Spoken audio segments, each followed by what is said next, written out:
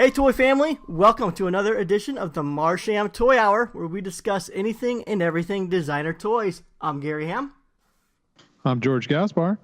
I'm Carlos East. Welcome back. Yeah, I'm back.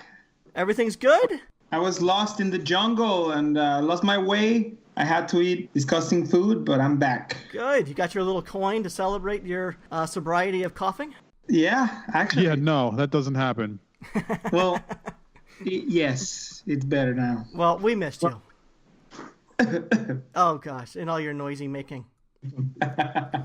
So guys, we have a kind of a different episode today. So we have a guest joining us, but he's not like one of our average guests where we're interviewing him. He's actually producing this episode. So there's an avid listener, a fan of the show, and I often talk to him after a podcast releases. He'll IM me, with some follow-up questions, or he'll submit ideas or topics for the show. And I had a pretty busy week, and I didn't think I was going to be able to develop any topics or questions for this week. So I thought, why not ask an avid listener to help produce the show? So I handed him the reins. He came up with all topics and questions this week. And other than the very end, we have Designers and Dragons, and that was put together by myself and Chris Buchong. But other than that, today's producer, Yaniv Brick, he put everything together, all the questions, all the topics and everything. So Yaniv is a toy collector himself. He's also an avid art pin collector. He's also a co-producer of art pins too, through the Art Pin Collection. He's from Tel Aviv and currently residing in Austin, Texas. Welcome, Yaniv. Hi guys, thanks for having me. This is a really nice opportunity to be here on the show. Like Gary said, I've been listening for a very long time. And besides collecting and producing for the Art Pin Collection, I've also been in my free time writing about toys and adminning the Designer Toys Israel Facebook group and community, and also writing for Tenacious.Ninja. And today I've written a bunch of questions for you guys and topics for discussion. So let's give it a shot. All right, sounds good. I think before we get to that, how about we do a little round of leaks and sneak peeks? So, Yaniv, since you're the producer of this episode, how about you go first? What you got for us? Oh, well, so yeah, actually, I think my leak and sneak peek would be a Safubi toy, a pre-order by an artist that I noticed recently. Her name is Remji Malham. You can find her on Instagram. It's Remji, REMJIE _MALHAM. Okay. She's Norwegian. And she's been doing a lot of Tafubi customs and maybe even Western vinyl customs for shows. And I think this is her first production piece, her own sculpt. It's called Doro. I think it's 8-inch in size. She collects pre-orders until the end of the month at her email contact@remg.com. And I think if you can do it even customized her own style for $250. So she offers that as well. Just the blank piece would go for $80 or something like that. $80. Can you describe the figure? I'm not familiar. I mean, I'll look her up on Instagram later, but can you describe for the listeners like maybe what the figure looks like, so if that appeals to them, they can look her up? It looks like this cat with lots of eyes on his forehead and like lots of eyes, and it has those bat-shaped ears. It carries this kind of staff. And it has like 3 points, I think, of articulation. So the arms swivel and the head swivels. Okay. And it looks very Japanese influenced kind of Safubi piece. And it matches her style a lot. I think her logo is also that head of that kind of cat, this Doro figure. Is this something she's producing on her own? Yeah, I think it's a self-production. I haven't seen any name of a company. So it's all self-produced. Okay. Sounds good. All right. How about you, George?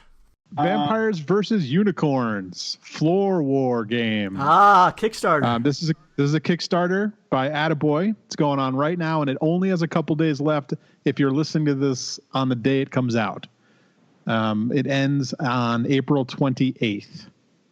So get on it now because it's almost at its goal at the time of this recording. It has about $8,000 left. I think it can make it, and I really want this game. Well, tell us more about it. So it's basically a chuck cards around the room game. There are big tiles of art. One side of the game, like one player is vampires, and the other side of the game is unicorns. The unicorn side is by Travis Lampy. He does the unicorn art, and then all the vampire art is by Travis Louis. Okay, cool. So it's two artists that if you're listening to this, you probably know who they are. Basically, it's big giant tiles. You lay them out on the ground, and then the other person throws their deck of cards at your tiles, trying to knock them out of the game or flip them over for a feature that they do or that kind of thing. And then you take turns and you do the same. You throw your cards at the other person. It's kind of like it's almost like a circus game, something you would play at try and get the ring on the picture kind of thing or anything like that. It's a kind of a simple game, but it's just cool to have these two artists coming together, under Attaboy. Attaboy is one of the founders of High Fructose magazine. For people that know, it's kind of like the better Juxtapose, where Juxtapose kind of fell off. That magazine kind of came in and took over like the artists that we all want to see. Yep. So it's all done. All these people involved in this are cool people, like doing cool art and really involved in this community. So it'd be cool if this community could help them make this game. Yeah, so I checked it out, and you're right. The artwork is fantastic. The gameplay, I don't know. It's really... Have you guys ever tried throwing a card? It's not easy. No, I mean, that's what's fun about it. What's fun about it is you get to pick up all the cards once the gameplay is over, too. That's going to be fun. What, like you have two kids, like you don't go around picking up things all day? That's what I do 20 hours a day. So do it for another 15 minutes. If I'm not picking them up, I'm just stepping on Legos the rest of the 4 hours, so... Yeah.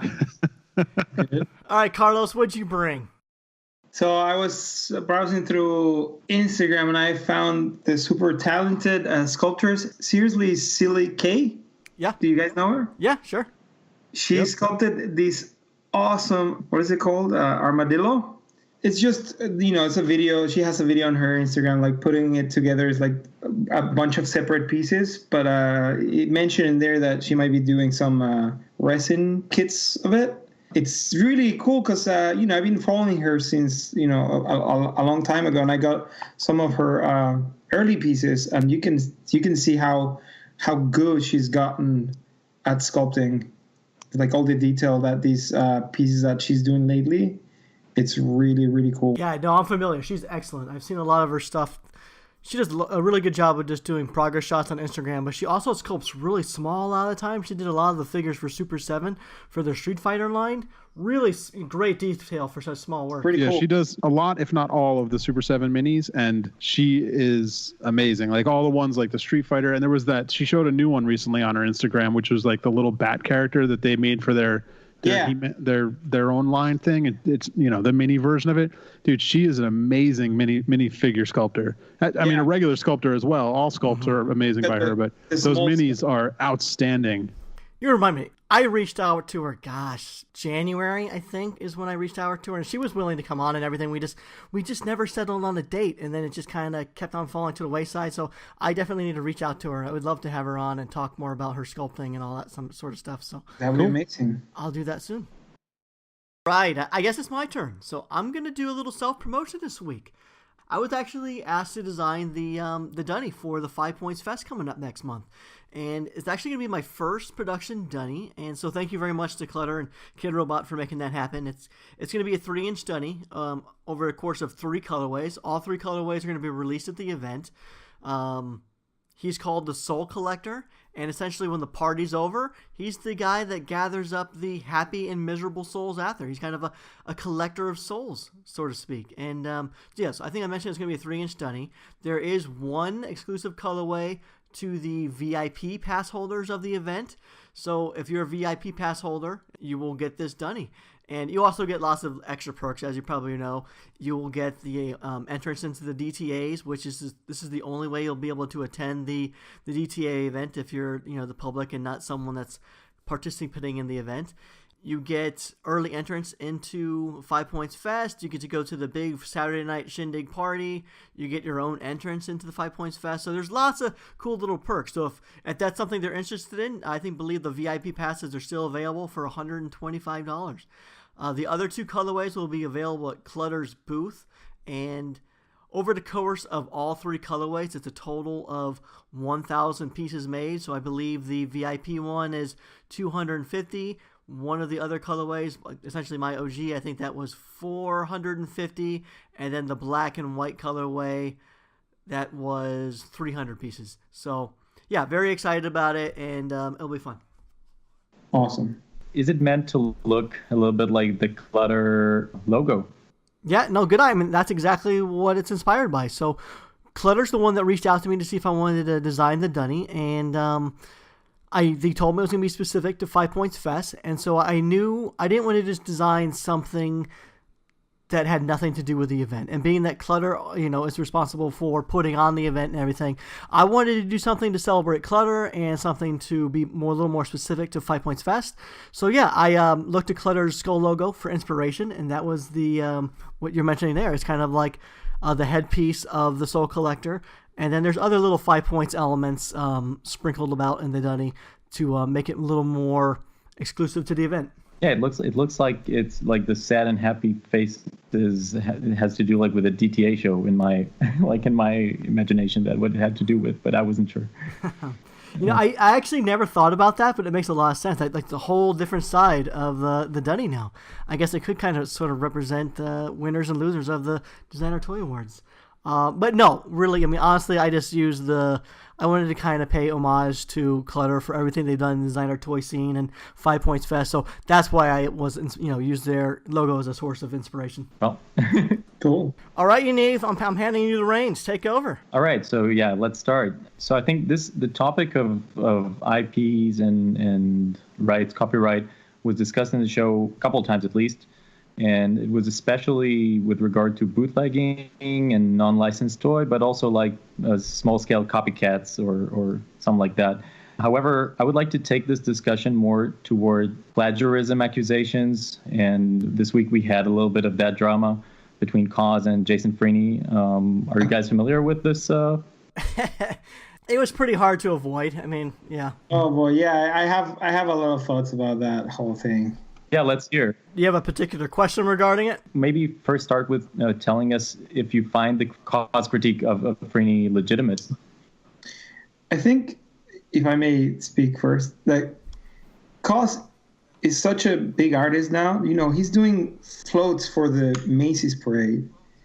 Like, I don't know why he's even bothering saying anything, It must have rubbed him the wrong way, because I mean, as an artist, when you're at that point, it's like, people are gonna copy you, they're gonna do whatever, but the fact that he actually commented, it's kind of weird. What do you guys think? I personally think that Kaws came across extremely poorly in this whole thing. It was Jason Freeny doing a one-off custom. Yeah. And he basically said he was wanting to do, I guess, the original portrayal of the companion that had the half dissection that Kaws did. That was really inspired by Damien Hirst. I guess he did his dissection. Similar colors, almost exact anatomy and everything. And then, so basically Freeny was just kind of saying that he just wanted to see what the real anatomy of this figure was, and so he decided to do a custom. It's a custom, it's a one-off, it's no big deal. It's something that Freeny's done for a long time, and so for Kaws to come up and say, dude, give it a rest, and he was saying, you've been, you built a whole career, stealing from me. I don't understand what he's saying he stole. Is Kaws saying that he invented dissecting? I don't. No, dude. What about those toys that we used to get when we were kids? Like the actual, the dissected man or whatever. Like, fuck off, man. It's no. And even, who he based it off of, Damien Hirst, he didn't even start there's been so many people doing dissections. And so for Kaws and his position as a popularity and stature as a pop culture artist, maybe some people might say an icon at this point, for him to get butt hurt over someone doing a new translation, a one-off of his piece, and a one-off. It's just he came off so badly, and I think it kind of exposed a lot of sort of the stuff he's done. And he's no Mr. Originality himself. His entire brand is based off of IP itself. I mean, his companion character, it's Mickey Mouse with a slightly different head. Simpsons, Mickey Mouse, Michelin Man. Come on. Yeah, exactly. Like, there's nothing that I know of in his portfolio that's based off of an original idea. It's like it's all borrowed using someone else's original idea and just based like really heavily on an IP, and so I don't get why he's getting upset over Freeny over it. And come on, the dissection, that's commonplace. It's not like something extremely original. A lot of people have used it before. It's one of those things that anyone can use. I think it didn't, and Jason's going to do something so differently. So I think that Kaws came across extremely poorly. It did not need to happen. And from what I've seen, Jason Freeny didn't want any part of it. But when he did respond, he articulated well and handled it well. So good job, Jason. Yeah, it's like, like if Takashi Murakami gets pissed at somebody that it's making flowers.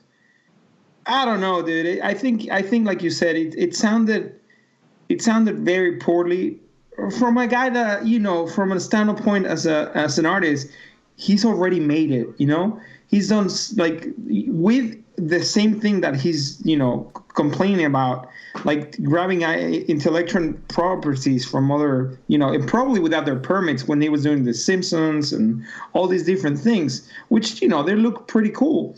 But it's funny how usually the people that copy other people are the ones that complain the hardest about somebody else copying or doing something similar to them.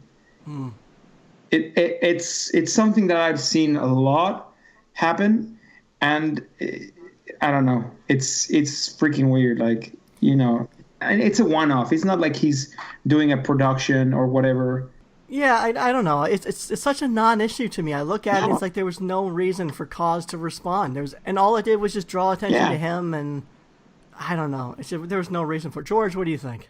I mean, you guys said everything that needs to be said, but I think the only other thing to think about is I always assumed that Kaws was kind of above this scene. This I thought or at least that's how I perceived he thought he was above this scene. So to know that he's looking at this stuff and seeing this, like, he doesn't show up when he gets a Clutter award. He doesn't go to, Comic-Con. He doesn't go to D-Con. He doesn't do anything in this scene. So for him to even comment on something that's going on in this scene is kind of weird. Like, I was more taken aback that he even saw Jason Freeney's work. And I'm guessing it must have been a bunch of his fans texting him and messaging him saying, look what this guy's doing. Yeah. Because that's the only way he's going to even notice it. Like, how did he even notice? Exactly. And why, like, it's so weird because, like, he's not in this scene at all. For him to then complain that someone is doing this is weird. And the other funny thing is, like, his dissection, I understand they're both called dissected, which is kind of weird. It's just unfortunate that's the nomenclature they both use. But, like, by the way, George, Kaws changed his name from dissected to something else recently. Oh, did he? Yeah. All right, well, that's good. Maybe it's been bugging him for a while. It's just funny because his dissection and Freeney's dissection are very different styles. Like, Freeny does the skeletal structure of a thing. It has little guts inside. It has, like, the stomach and the intestines usually, but, like, it's basically just bone structure inside where the bones would be. Freeney's is the muscle structure of the piece, the way the dissected models when we were kids were in our classroom. Yeah. So it's a completely different thing. I mean, 100%. It's not like someone would mistake what Jason Freeny would have done for a Kaws piece. It wouldn't even have looked like it. Yeah. And for him for someone to first of all, for someone to get hurt over someone doing a custom, like, dude, tough luck, man. If you buy the thing, you can fucking run it over with your car if you want to. I don't care. It's yours. It's yours to do with whatever you want. So I hope he doesn't put it aside. I'd still like to see his take on what it would have looked like. Just because I enjoy seeing Jason's work when it's finished. It's always very clean and nice looking. And I would have just liked to seen it, even if nothing but for the laugh of having it. Like, we always talk about the Wachowski Freeny piece that's going to happen one day. Yeah. And it was, the Kaws Freeny piece is the other one that would have needed to happen. So I think it's funny. I don't know. I still think it should happen. I don't think he should back down from doing it just for himself, unless he looks at it now and just gets all bummed about even thinking about it, You know what I need to see? So Freeny did the dissection, and he also dissected the crossbones. those are already bones. So what's he gonna put in? Yeah, I was thinking that same thing. I want to know what he was going to put up there. That's why I want to see him finish it. Like, finish it, Jason. Do it. What's he going to do? Put a smaller bone inside the big bone? I don't know, but I'm dying to find out. Jason, if you listen or someone pass this along to Jason, just go ahead and finish it. It's a custom. It's a one-off. You're going to do something completely different. So I want to see how you interpret it. Yeah, I agree. Yeah, that was great. Actually, that was better than what I expected. You had a lot to say. This is good. What makes two similar works, or what makes works similar enough to be considered plagiarism? What do you think is the thin line between similarities, similar inspiration, and plagiarism? The plagiarism word is too strong to use, because I think plagiarism has to have intent, and I think it has to be outright stealing of a thing. Like, I don't think having two similar ideas is plagiarism. I think that's the wrong word. Outside of just like using the wrong word, I understand what they're trying to say. They feel like the idea was too close, maybe, or they feel like it's hard because we're all of the same age, basically. We're all these artists in this kind of scene are around the same age. We all have grown up with a lot of the same influences. We all have the same, likes and dislikes. And I think this kind of stuff is just going to happen. Like,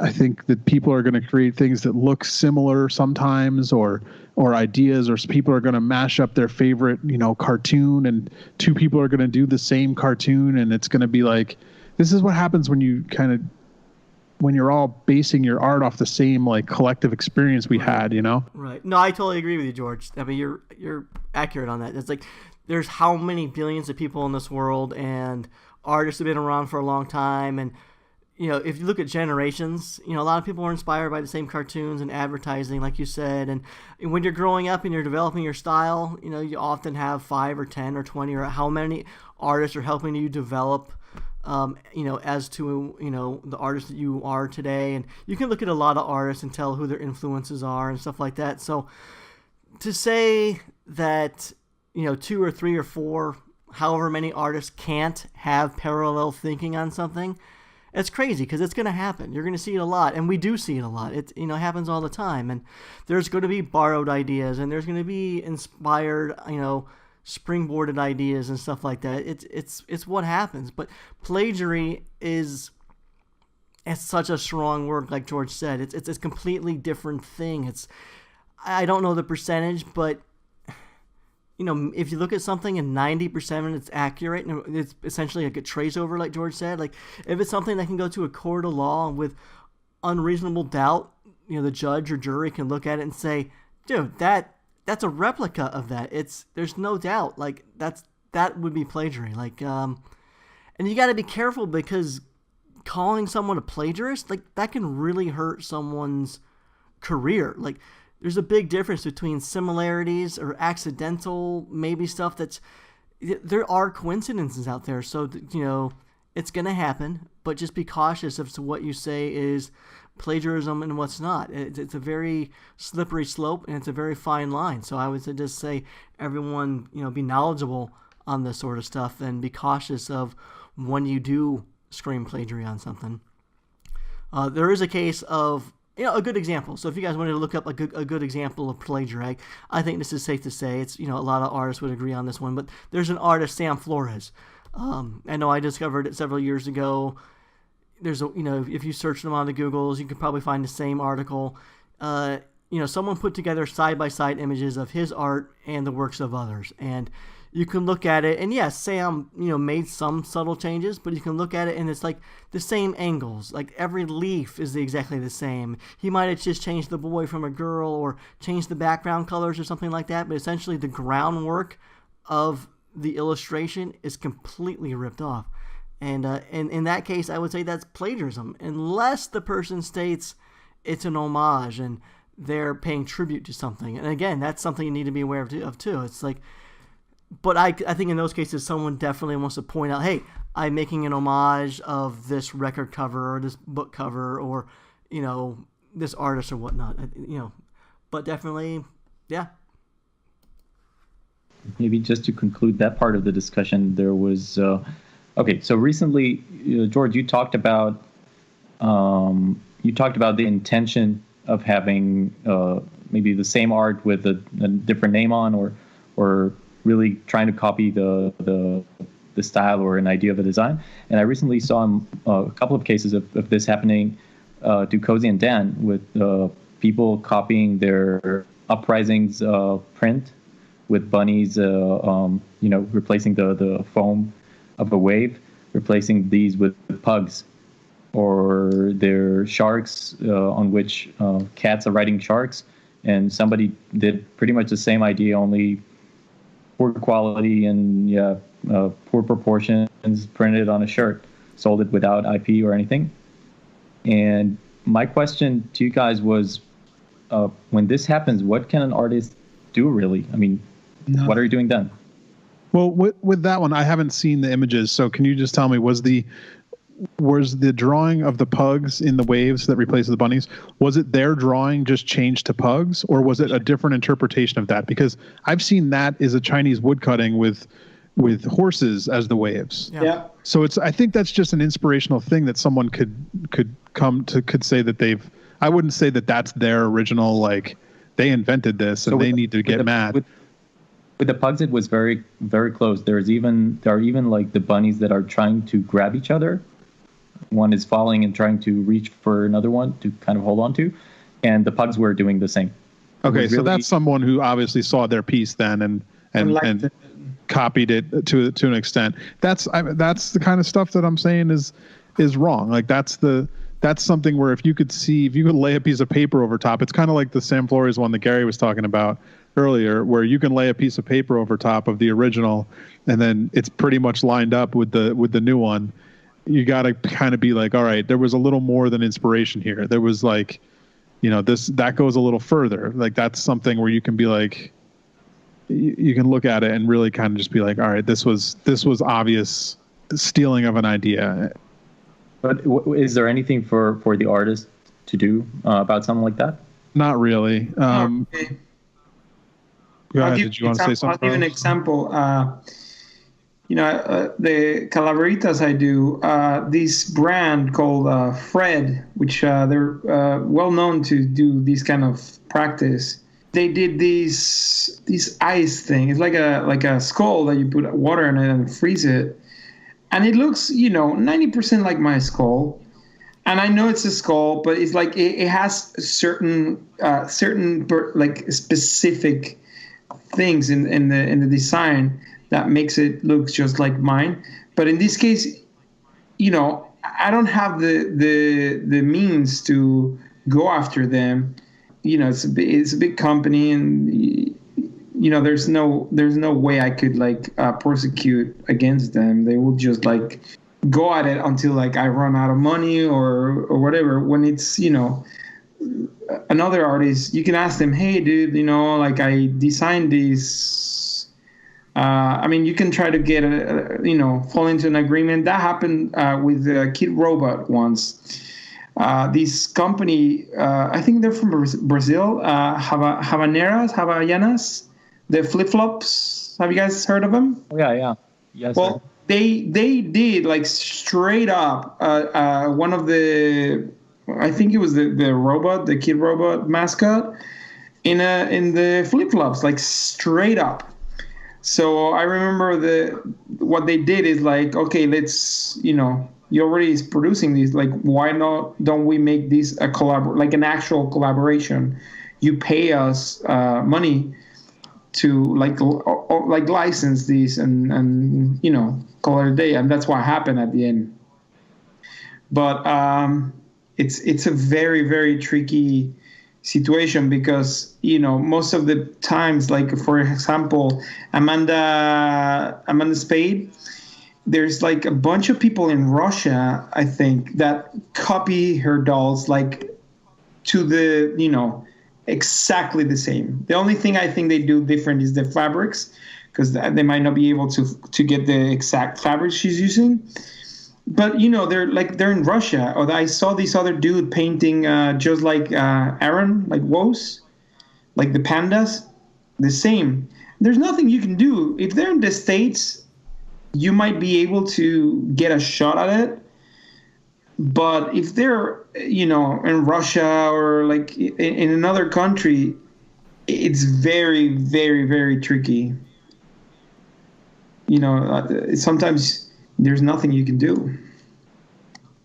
So I remember that Zara, the fashion brand, they released pins that pretty much they collected designs on Etsy, stealing from tens of artists, releasing the designs a little bit modified, and then when artists complained about it, they said, "You're too small to sue us." So yeah, that was Tuesday Basin, and they're not even like slightly modified. They're exact same pin, like 100%.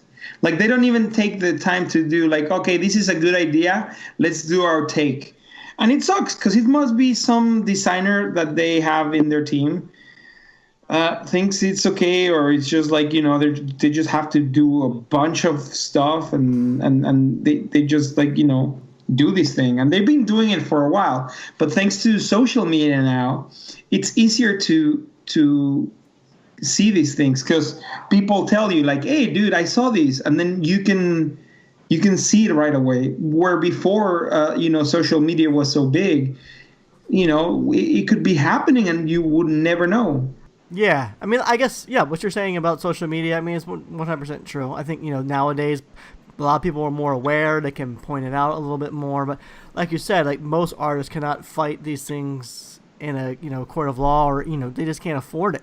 And so people know that they can take advantage of that. And I guess one thing that they can hope for is that maybe a fan or someone shares it on social media and the offender would get bad press from it. Exactly. There's if you're really interested in this, and we can this way we can put this issue to bed because we don't really know all the ways to talk about it properly. But for someone that does, if you go to YouTube and type in "Adventures in Design," and then type in maybe copyright infringement or the name Gerald Tidwell, it's Jeral Tidwell. It's Adventures in Design podcast episode number 41, I believe. You could probably just go to YouTube or iTunes and download it there too. But I know the video is on YouTube of the audio of the show, and it's a great episode. It's about 58 minutes, and they talk about this artist Gerald Tidwell talks about copyright infringement and how to deal with it and how to take the legal, the proper legal steps to actually fight it. And this is for actual copyright infringement. This is not for someone did a drawing that looks like they looked at mine and like my design ideas. This is for actual copyright infringement where you can put the piece of paper on top and trace it, and it's the traced thing, like the Tuesday Bassin stuff. And they tell you how to deal with it. And actually, one of the first things they say is don't take to social media and make a big stink. So it's pretty funny because that's the first thing that everyone always does. And it's the first step to not do. So I would recommend everyone listen to this. It's Adventures in Design, and just type in the name Gerald Tidwell, and that'll help find it. But it's episode 41 of their podcast. Cool.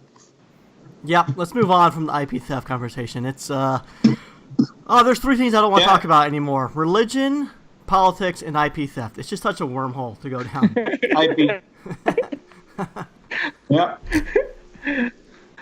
Okay, so I guess we can move on from this topic. Thank you guys, though, for the for the input on this. Yeah, no problem. And so I guess while we're promoting other podcasts, let's send some listeners to some of our sponsors as well. So we got printsonwood.com. If you're an artist or a photographer and you've ever wanted to have your work printed on beautiful, sustainable wood, check out what printsonwood.com can do for you. They offer a wide variety of services, do incredible work. Lots of other artists have used them to print their limited edition fine art prints, so they can do the same for you. So check them out. And then there's 3dretro.com. They have a beautiful brick and mortar store out there in Southern California. I believe it's Burbank, California. So be sure to check that out, see all the toys in person. If you're not in the Southern California area, they have a website too. So check them out, 3dretro.com. And we also have StrangeCat Toys. So for all your designer toy needs, check out StrangeCatToys.com. And if you're In the mood to purchase something? Be sure to use promo code MARSHAM at checkout to receive 10% off your order. All right, let's get back to it. So maybe let's move to a fun topic, because this was a little heavy. So Okay. I'm very curious about other people's approaches to collecting and displaying stuff. So I had a couple of questions on this. One of the questions was, when you buy a piece, do you only consider what this piece looks like on its own, or do you also consider how is it going to fit into your existing collection, or how you plan to build your collection in the future? No, I buy it because I like it and I want it. Displaying is not a factor at time of purchase, unless it's like something that's 4 foot tall, and where am I going to put that? But if it's a standard minifigure to 12-inch figure, there's no concern for how I'm going to display it. I'm buying it because I like it as an individual piece, and I'm not worried about where I'm going to display it just yet.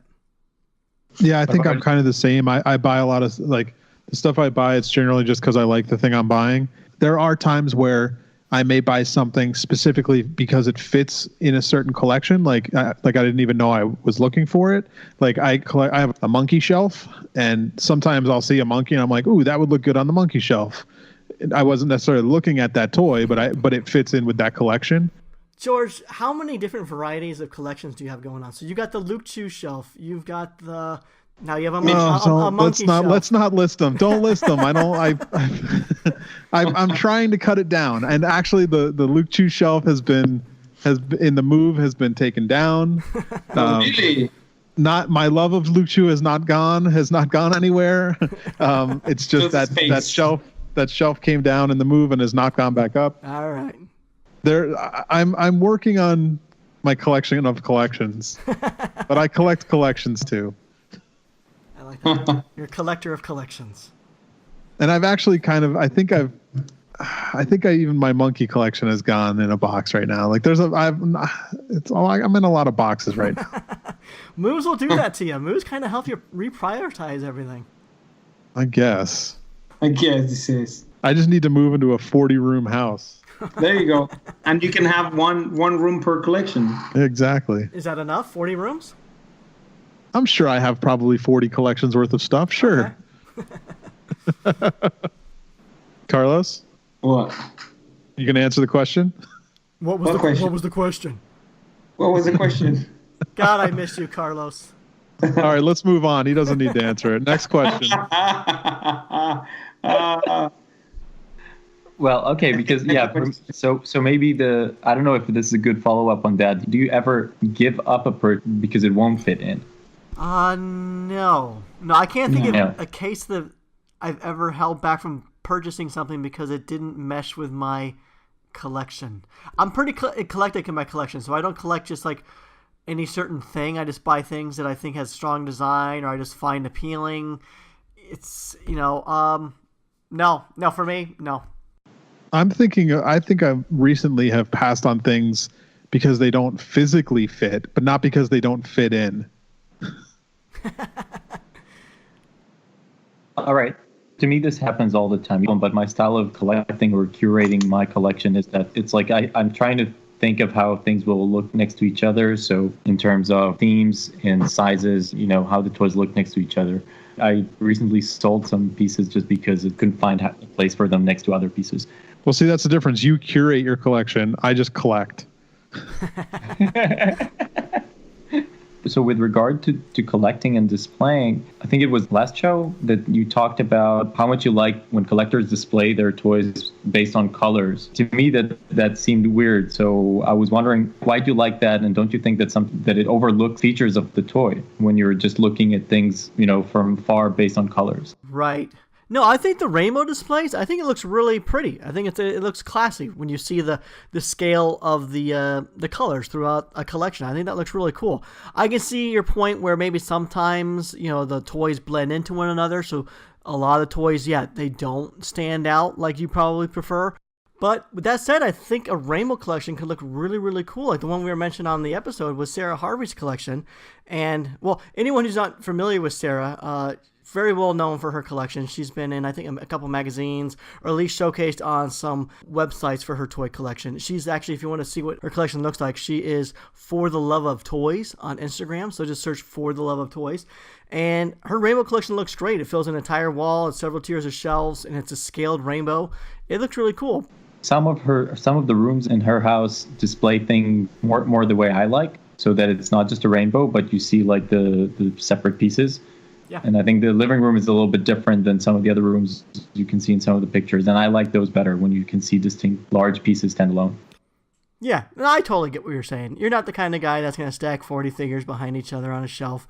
You know, a lot of collectors do that. You're kind of the guy that likes to showcase the piece, and yeah, I totally get it. Like someone like Sarah Harvard, she's just got so many pieces. Like she can do a rainbow collection and then still throughout the rest of her house do individual stuff too. No, that makes sense given the size of her collection. So when it's a size that large, you might not even find a way to display it according to some other logic. That logic kind of makes sense, and it also makes a very strong impression to some. I picture you just walking into someone's houses and just being like, this is an eyesore. This offends me. No? No. Yeah, you laugh because it's true. You laugh because it's true. That's why you laugh. No, not really. I mean, I would. It will be. I guess with toys, it's such that if you go into somebody's house and you see toys, you cannot be offended. I think it's just, oh my God, this is also a collector, another collector. But maybe the carpet would make a bad impression. We'll see. All right, guys. So you touched this topic in the last collectors episode, I believe, and I feel like I need to discuss it a bit further. To many beginner collectors, learning that the artist is not the sculptor on a lot of the pieces is very disappointing. And what do you think is really the reason that sculptors don't get like large font credit on most Western vinyl toys? As a sculptor, personally, I could say that most of the time when you're sculpting something, it has nothing to do with you, other than your skill in translating something into 3D. So for me, like, I don't really expect to get credit on a lot of things, especially if I'm just translating someone else's work, into 3D. It's nice to be credited. Don't get me wrong. I enjoy it when it happens. But I definitely don't ever expect it, just because like, it's not my piece.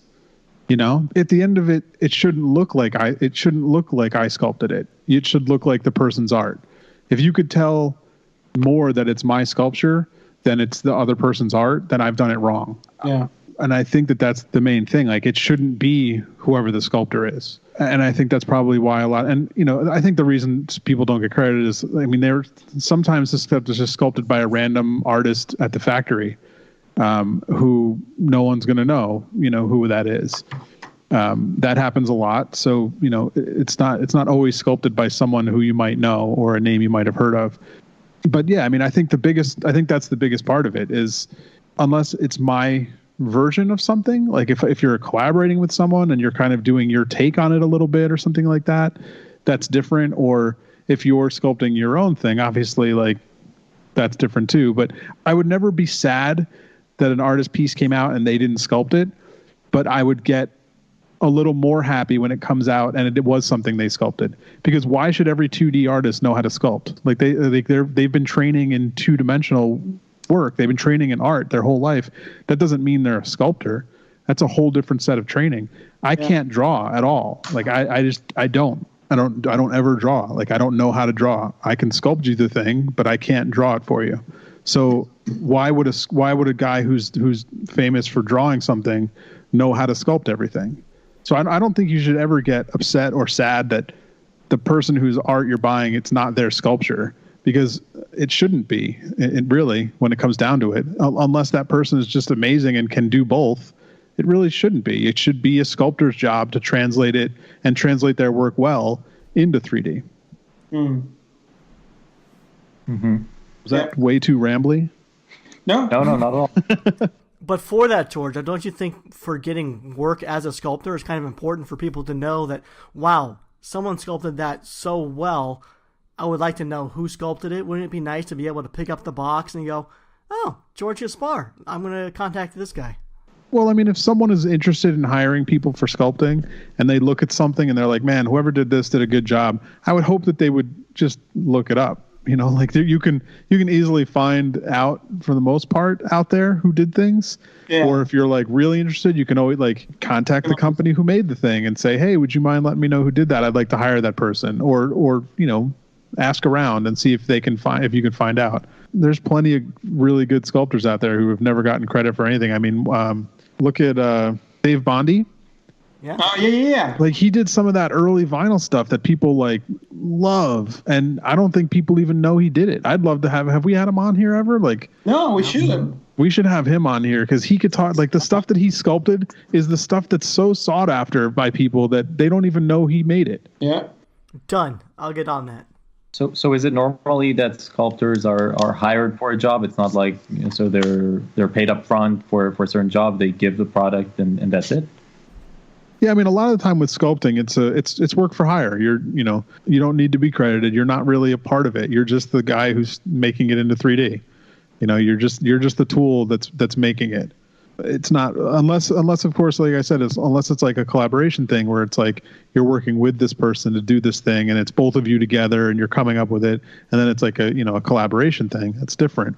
But like most of the time, a sculptor is really just the tool to get the 3D to get the 2D to 3D. Yeah. All right. Yeah, I noticed that it's maybe not as pronounced in the Sofubi scene. I don't know. Did you also notice this? More credit is given to sculptors in Sofubi, I think.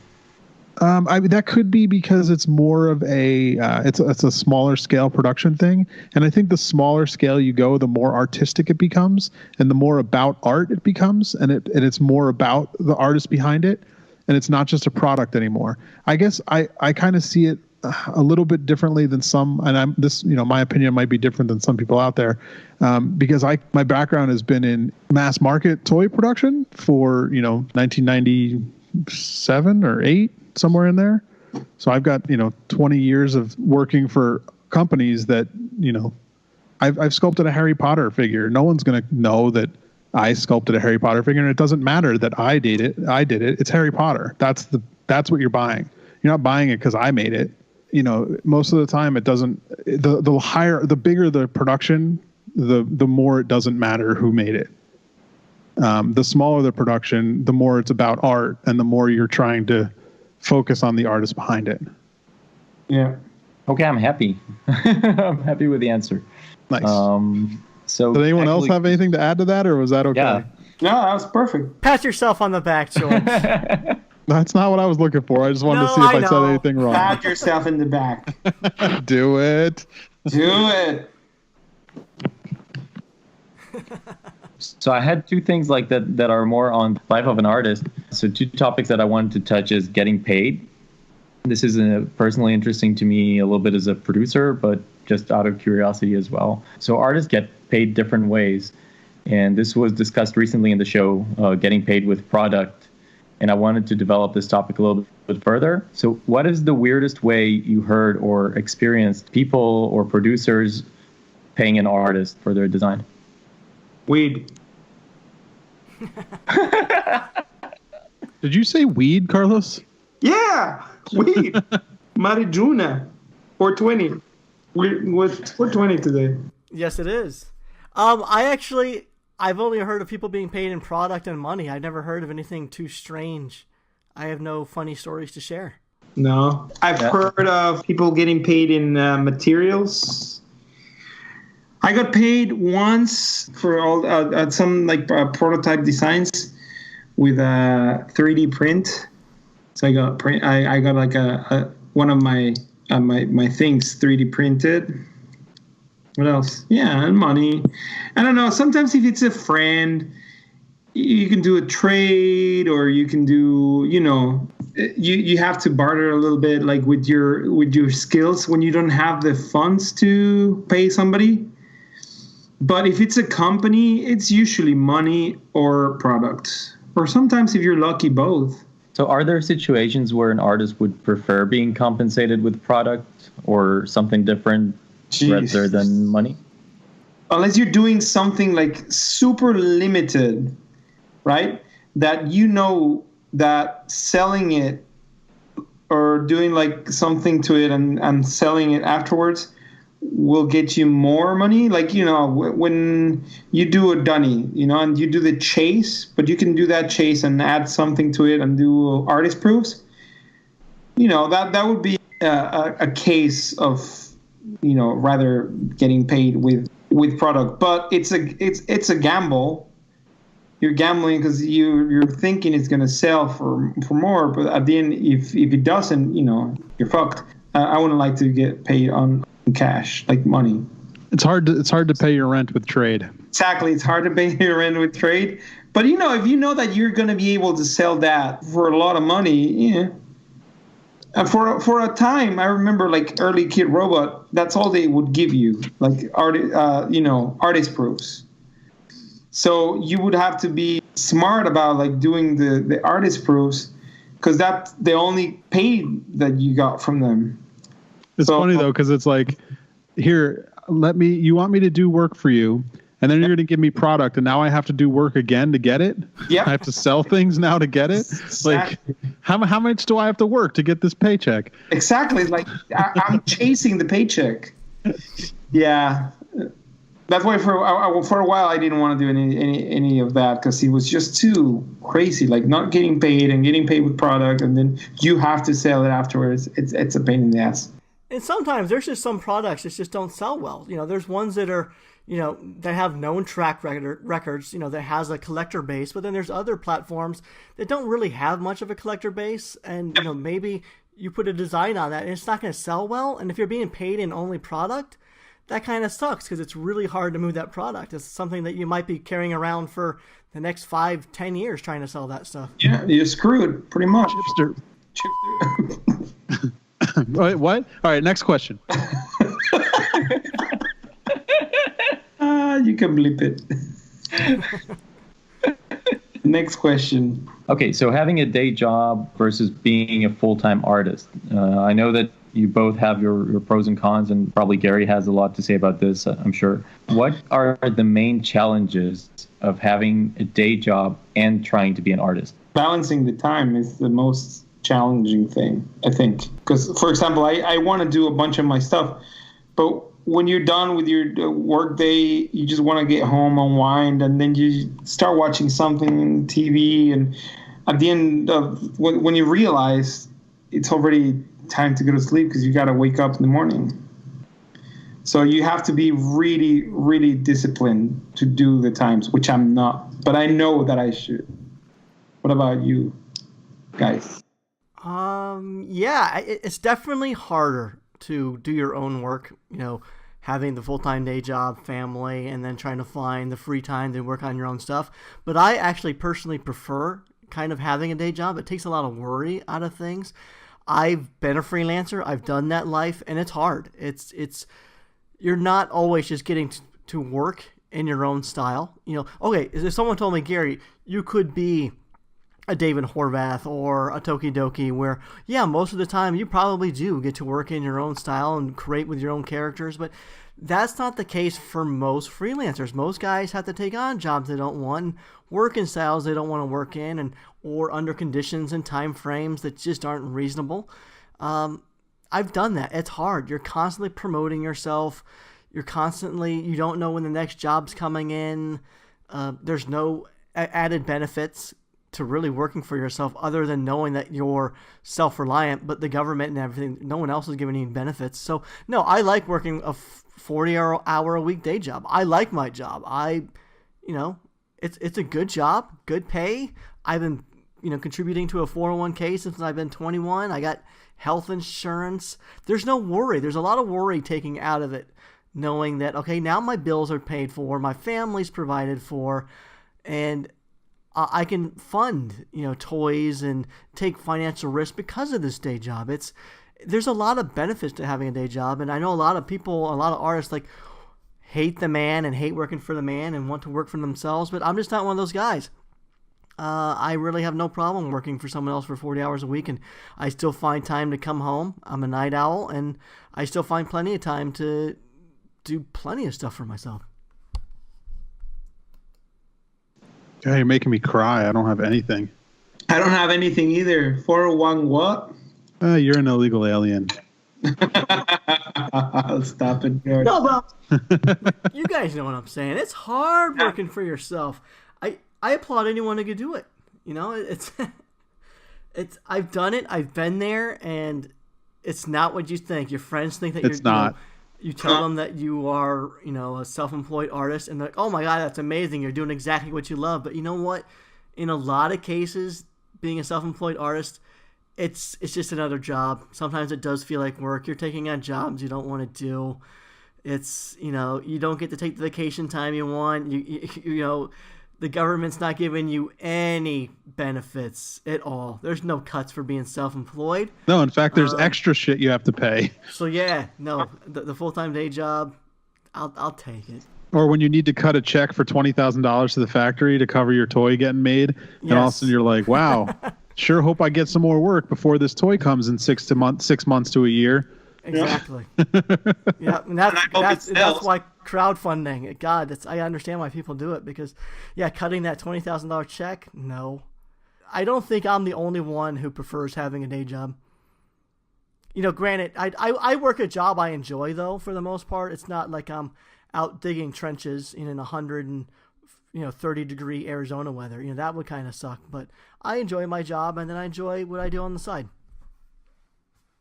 Do you feel, Gary, that having a day job gives you also the artistic freedom to do whatever you want later because you don't really care whether the toy sells or appeals to certain audiences? Or yes. I mean, I can only speak for myself, but I think there's definitely a financial freedom from having a day job.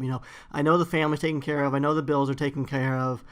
All that financial stuff is good. If I spend the money on a toy production, I know exactly what's coming in that year. I'm not planning on having a lull year or not knowing when work's coming and stuff like that. George mentioned it's really hard to cut that check as a, self-sufficient, self-employed artist. That's really difficult to do.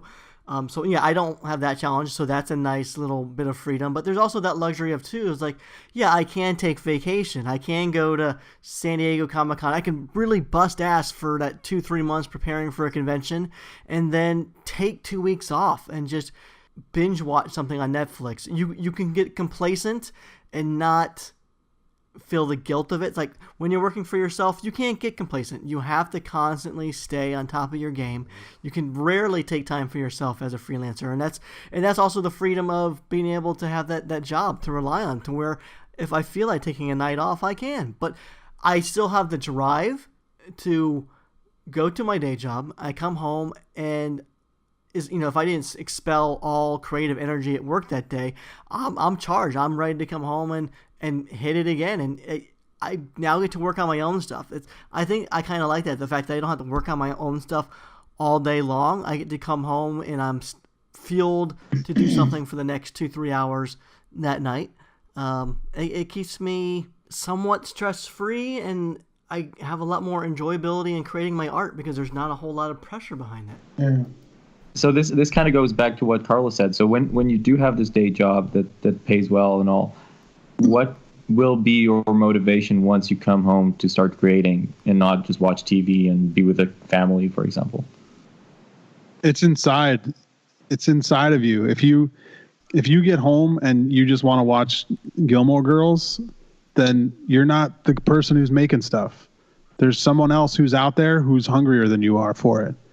Maybe it's not your passion as much, it's not to say you can't do it. It's just saying like, it might, maybe the day job is better, maybe you don't need to make something as much. Like when I need to make stuff. I can't not.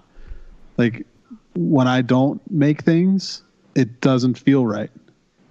So like if it's, maybe that's a dumb way to look at it or something, but like you'll feel it. Like you'll know you need to be making something. There is the complacency that can sometimes happen when you have a day job and knowing that finances are covered. I say maybe when you're on your own, you're a lot more driven. But in my case, that's not the case. I still produce. I've had a full-time day job this entire, 10 years of being in the designer toy scene, and I still have the desire to create and produce.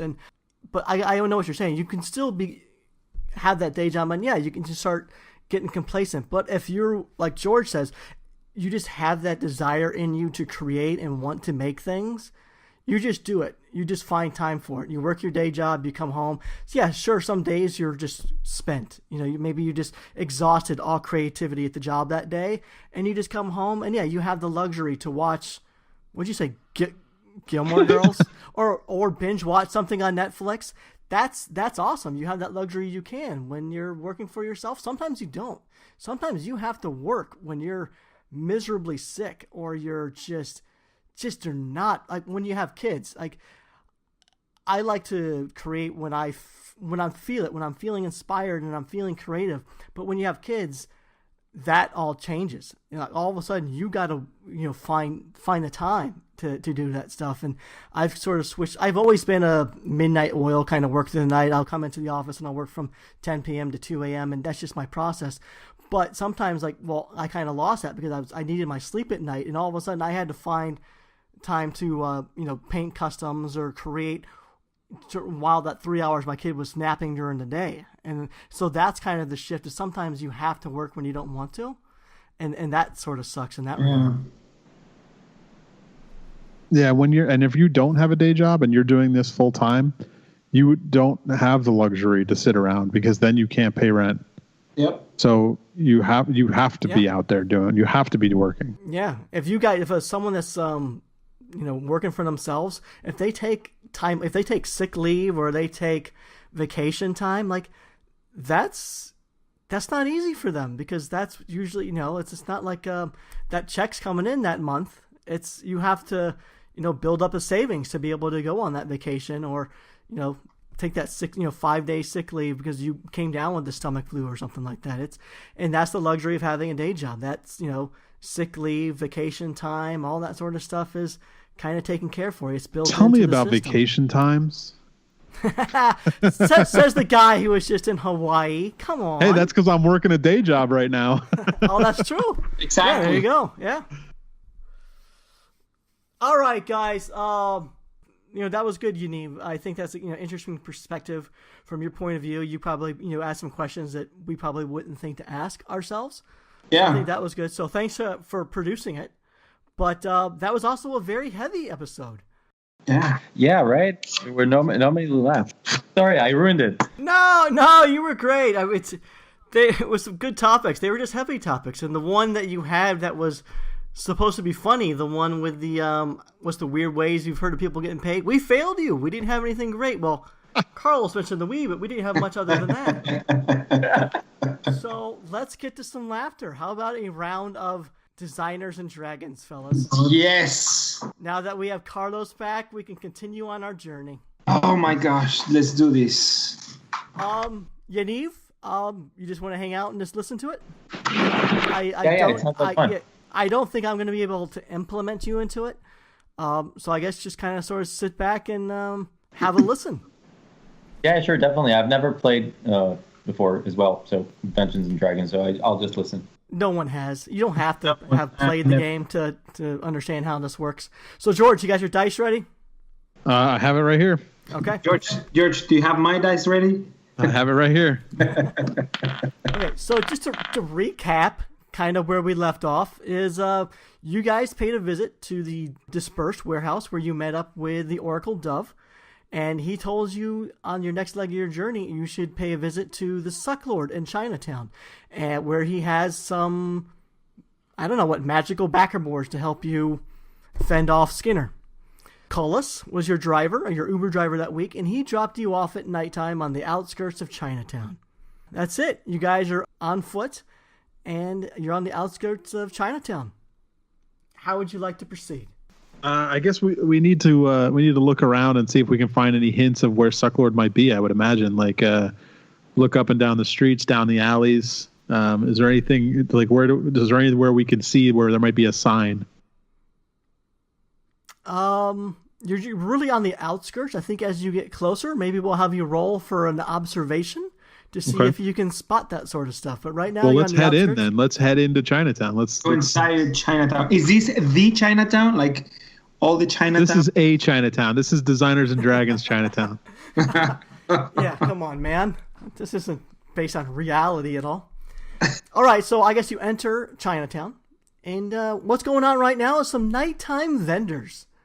You on both sides of the street. You just got it's lined up with all sorts of vendors selling anything and everything from bootleg toys to clothing and apparel and all that good stuff. As you guys get closer to the vendors, you hear a verbal dispute going on. And two vendors are going at it on opposite sides of the street. On the left side of the street, a man sits atop a very tall horse, and there's this giant Mickey Mouse covering his eyes. It's a giant float floating above his vendor table there. And this man's booth is surrounded by a bunch of teenager types oddly doing a bunch of backflips. Anyways, the man on the high horse appears to be selling bootleg licensed toys. He's yelling at the vendor across the street. Dude, let it rest. You built a career riffing off my figure. There's no need to mix our work together. The man on the right side of the street, too, appears to be selling bootleg licensed toys, but these are all cut in half, exposing the skeletal anatomy of the character it's representing. And this guy shouts out to the other guy, hey, I'm just investigating what the actual anatomy would look like as opposed to the transplanted Damien Hirst anatomy, of which even he didn't do first. No one owns anatomy, dude. It's just a custom. Relax. Then the guy on the horse bangs a gong, and he yells, Hype Beast, transform! Just then, all those backflipping teenagers stack on top of one another like in circus fashion. They are forming like a giant human Voltron beast. As they're stacking, their shoelaces come undone. And the shoelaces just have like a life of their own. They start wrapping around their legs and their arms. They become just a giant shoelace beast. And the extra laces, they are huge, long whips for this beast. He's cracking these laces like whips. You can tell the man on the other side of the street, he doesn't want this battle. He thinks this is stupid. But he has to defend himself, so he calls for his half-skeleton army to assemble. And just then, you see the left sides of the skeletons only forming and hopping around on one leg. All right, so this battle's going on. You guys are in no imminent danger. You are merely spectators to someone else's dispute. But what do you guys want to do? I'm going to walk at a brisk pace right down the middle of the street, past both of these people, and not choose a side in this battle. Yeah. Okay. Let's do the same. But I will flip them. I will flip them both off as I walk past. Yeah. One hand each. Just for using pop culture references in all of their work. Yep. Dissect these. Okay, so we're proceeding. We're getting past the vendors now, and we're kind of getting into just like a more of a retail district, more of a kind of a nightclubby type area. As you continue to walk down the street, hold on. As we walk past all those guys, yeah, I pick up one of those little half skeletons, and I just put one in my backpack. Yeah. I just want to have one for later. Okay. Why don't you roll to see if he lets you do that? Okay. If you roll a 7 or more, you were successful. Okay. 16. All right, you have a half skeleton in your backpack. Can I grab one of the shoelaces? Nope. You didn't think of it ahead of time. Come on. Yeah, it's okay. You want to roll for it? Sure. Dude, I wouldn't mess with a hype beast, dude. No, fuck the hype beast. You want to get into that fight? I think you should. No. Let's keep going. 18 or higher. Yeah, you're gonna get your ass whooped by that one. 9. No, Yeah. Let's go. Let's run. I don't want to get in that trouble. Yeah, you got a mulligan on this one, so let's just say you didn't do that. Yeah. All right, so you guys are kind of in the nightclub side of Chinatown, and you see a neon sign up ahead, and it says Monkey King Karaoke. Yeah.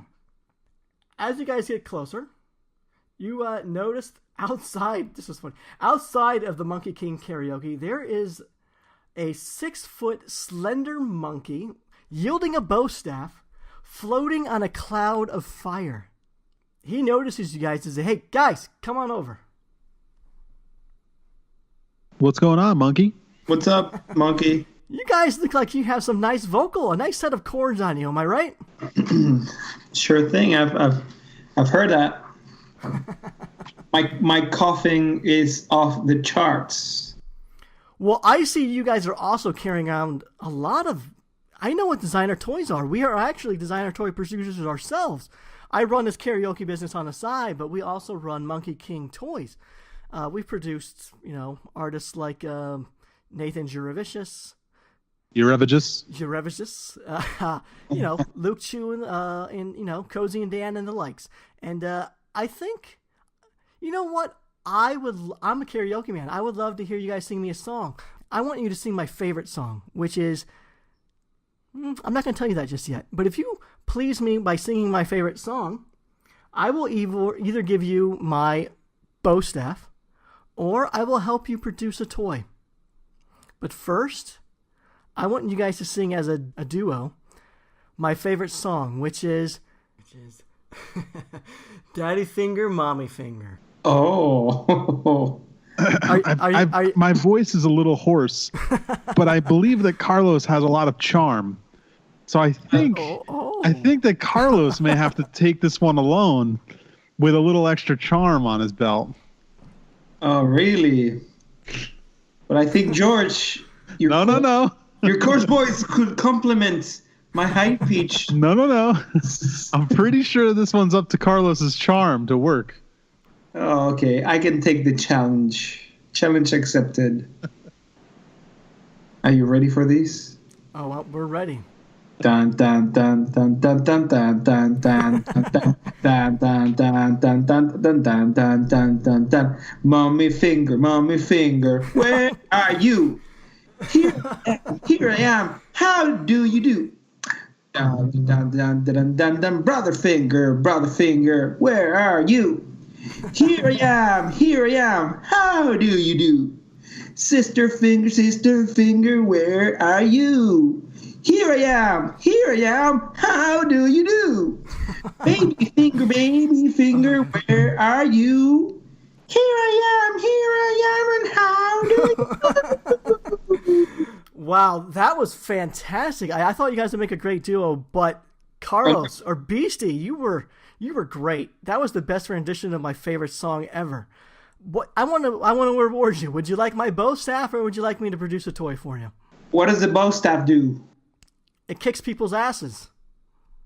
What do you think, George? Take the bow staff. Take the bow staff. Okay. When a magical monkey on a cloud of fire offers you his bow staff, you take it. Okay. Well, that's true. George, while he was singing the song, you started noticing that those wee ninjas that were parkouring across the rooftops, they started appearing again. Oh, shit. Their silhouettes are being lit up by the moonlight. All of a sudden, you guys are being pelted by tiny felt throwing stars.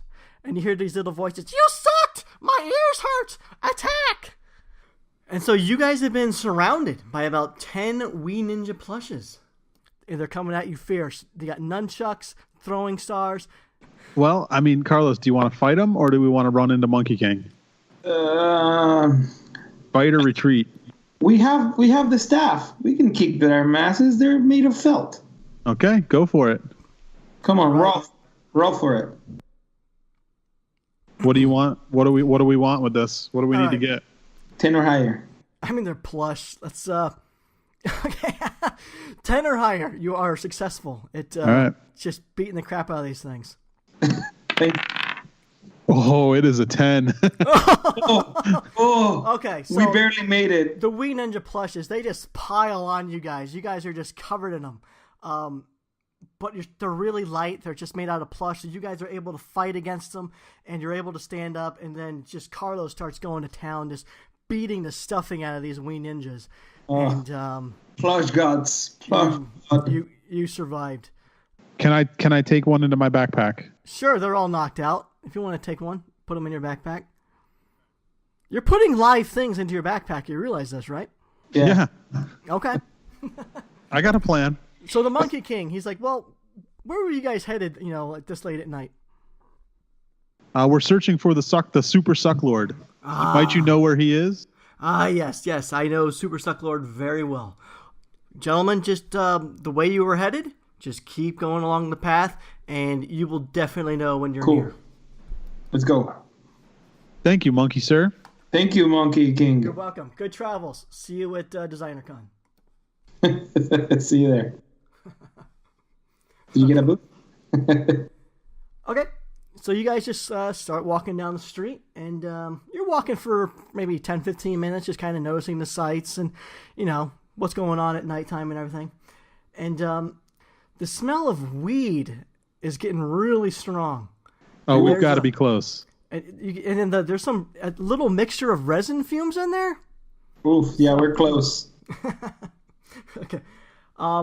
It's a pink door, by the way. It's a pink door that says you're an asshole if you enter. Yep, we're here, and we enter. Okay. Are we gonna knock? You're just gonna walk in? No, if I'm an asshole already, just go in. Actually, that's the right way to go. Yeah, fuck it, we're assholes. Kramer style. We just enter that room. Yep. All right. So you enter, and the place is extremely lit up. There's cameras everywhere. There's several stripper poles with female Asian performers doing some nice, sexy stuff on the poles. From a foggy haze, you see the Super Suck Lord enter the room, and he's wearing some shades with like lines going across them, and he's wearing a pink Asian-inspired robe. Hey, fellas. Dove told me I should be expecting you. I hear you want one of my magical backer boards.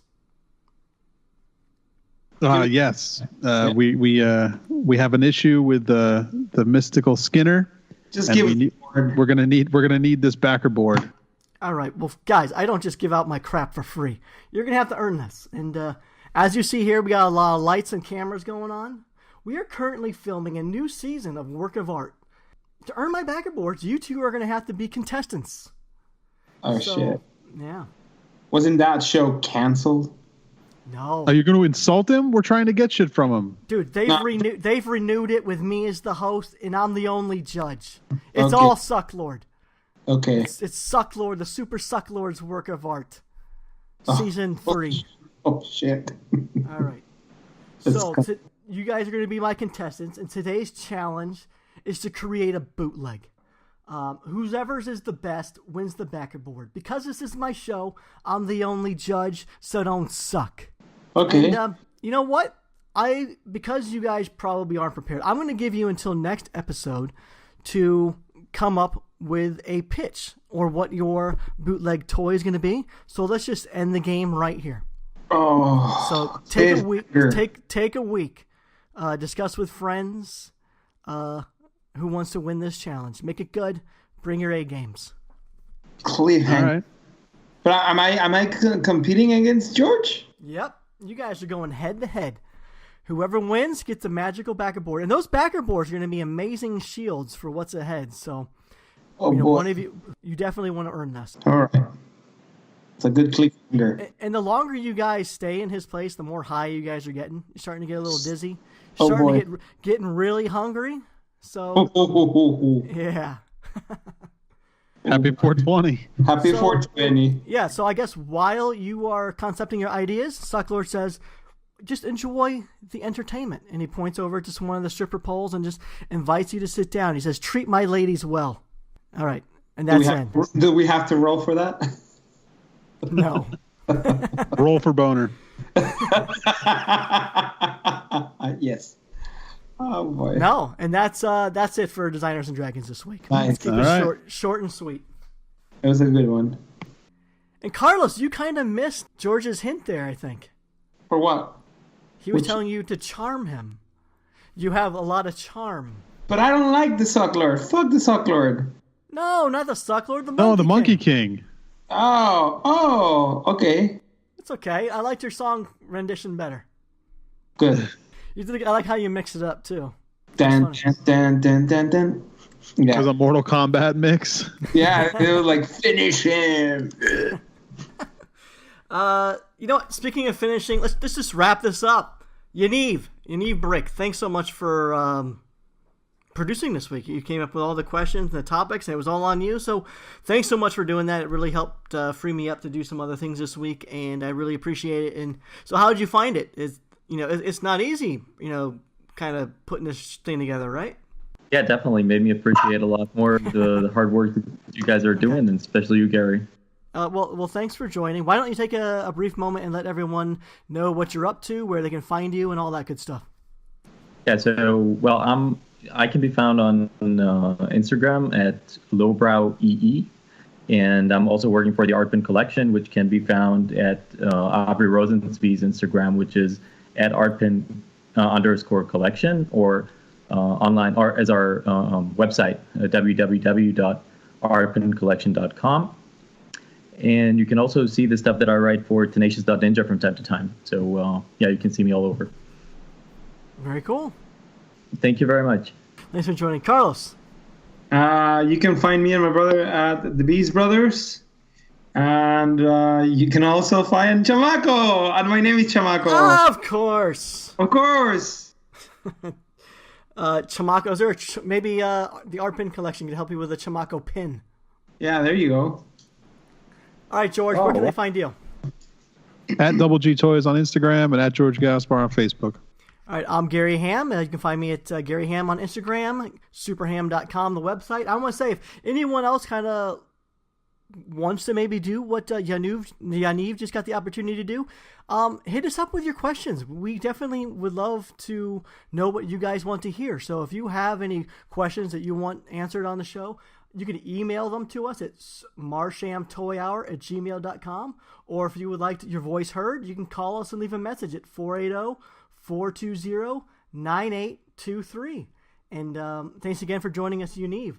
This has been the Marsham Toy Hour. We'll be back next week, not because we have to, but because we want to. So until our next transmission, we're signing off. Bye. Are you ready for this? Dun dun dun dun dun dun dun dun dun dun dun dun dun dun dun dun dun dun dun dun. Mommy finger, where are you? Here I am. How do you do? Dun dun dun dun dun dun. Brother finger, where are you? Here I am. How do you do? Sister finger, where are you? Here I am. How do you do? Baby finger, where are you? Here I am, and how do you do?